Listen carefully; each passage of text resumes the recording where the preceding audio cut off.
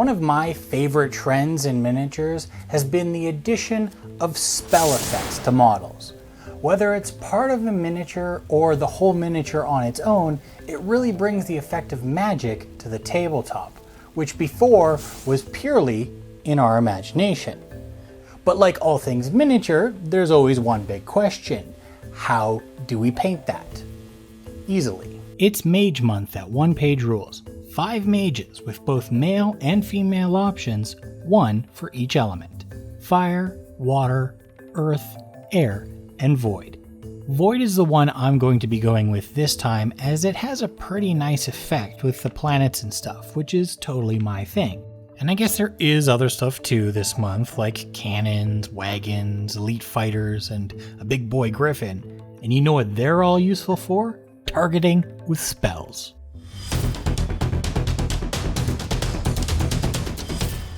So this is going to be really different for a video of mine, because I usually try and fit everything I can into the video. This time, I'm going focused. This is going to be all about how I do the magic.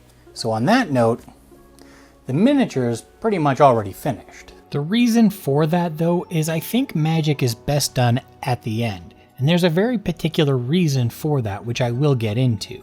But for the rest of the model, I just kind of picked colors that I thought fit the theme, like some dark purples and maroons, and natural colors for the rest of it.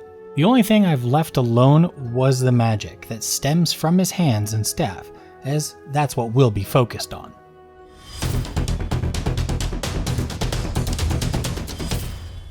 The first order of business is I want the black undercoat gone. It was just the black primer I used for the whole model. Like I said, it's untouched by anything else I've done on this miniature, so I'm using a medium gray primer instead. I got it by just mixing the black and gray primers I usually use and brushing it on. I'm not going to worry too much about 2 coats, since this should cover adequately with one, and I'm not keen on losing too much detail. I'm going to do my Patreon promotion really early in this video. Not because I'm a soulless corporate overlord who wants to push every microtransaction I possibly can on you. In this case, it's just the one. But the model I have available this month is this feisty little rocket king penguin named Kip. The reason I want to show him off now though is because I want to point out why the gray is important. Like the mage, Kip has some magic coming from his flipper, and most of the steps I took to paint this one will be the same as the mage. But in this case, I left the undercoat with some black. And I just feel like magic should be a bit more vibrant and less contrast. At least less contrast in the darks, thus the gray. Now that I've got a better base, I can start giving it some of that contrast I talked about. So this time just using the gray primer on its own with some medium, since, well, I'm done with it acting like a primer now. I need it to act like a paint, which means a bit of transparency. I'll use a nice fine brush for this, and start going around picking out all the details. This doesn't have to be a perfect blend, as there's lots more to go on top, but a good rough outline. Next one up, I break out my white. Not a white primer this time, as I never prime in white, so I don't have any. Just a normal white, and I mix it into my gray for a lighter gray. And once again, start picking out the more extreme of the details. I'm basing my selection off points instead of light direction. Since this is magic, this would be the source of its own light. It won't make sense if it's only illuminated from like the top left or something. For my last step, a simple one. Just grab the pure white, thinned with a fine brush, and just start pointing things out with some dots, just like the tips of things and the tops of the magical ribbons. Again, it doesn't need to be perfect, as there's more to this.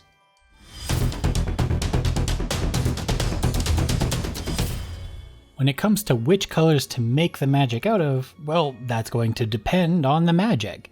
I'm picking blue, magenta, and purple for space magic.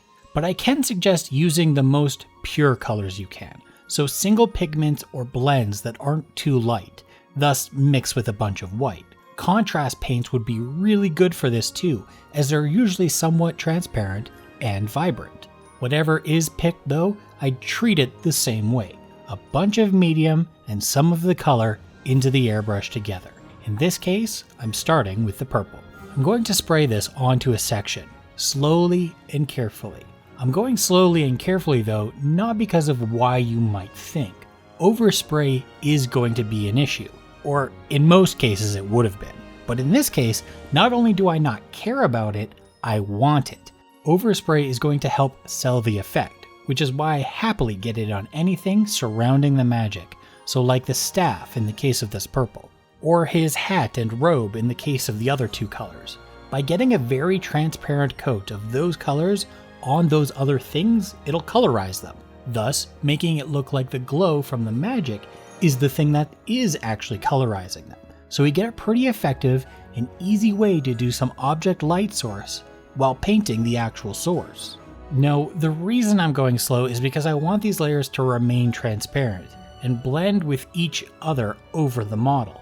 If I just hosed them out, they're going to act more like a wash and settle and mix in the recesses. I don't want that. I want an oxymoron. Perfectly even layers that cover everything that also don't cover too much. You know, like 19th century bathing suits.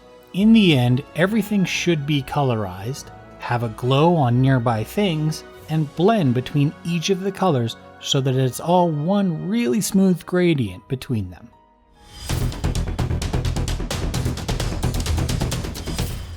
You'd think with all this work we'd be done, but one of the side effects of spraying a crepe cake's worth of layers on something is that you lose some of the contrast. So even though the underlayer got increasingly lighter, and we can still see that, it doesn't mean we can't also refine. Using my blue as an example, while the undershades add value to the dark blue, they don't actually brighten the blue. So we can instead do that ourselves, adding some white. But while we're at it, why not let's play a little and add some other colors, like a bit of this phthalo green as well. And with a small brush, I'm just going to do again what I did at the start, adding some highlights where I had them before. If I keep this thin enough, those underlayers should blend and show through, and we get a bit more vibrant and magical effect, while also reinforcing those highlights in addition to making them change gradient a bit.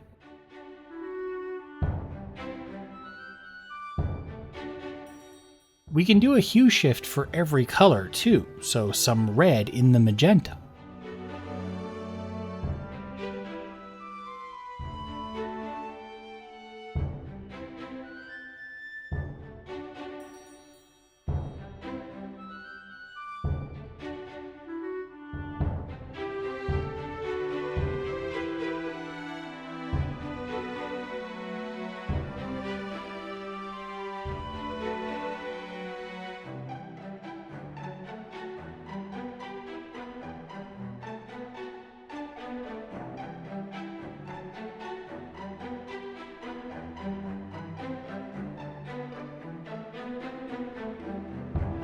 And I can just add some blue to the purple. It doesn't even matter that we already have blue, because now it's going to be blue over here instead.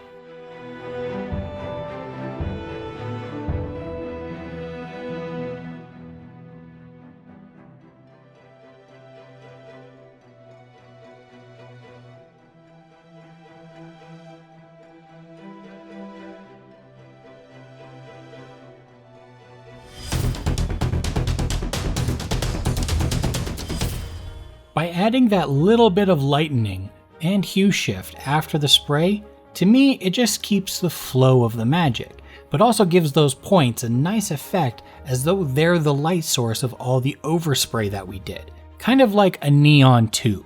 The tube itself has one solid color right in the middle, and the light fades off from it. So in our magic, those highlights are like the glow, while under that magic is a nice fading gradient we got from the spray. But if you really like the gradient effect from the spray all on its own, please feel free to stop one step sooner too. Why mess with what looks good still, right? If you liked this video, please subscribe, and if you'd like to support my channel, check out my Patreon where I have new models and videos each month for you to print and paint.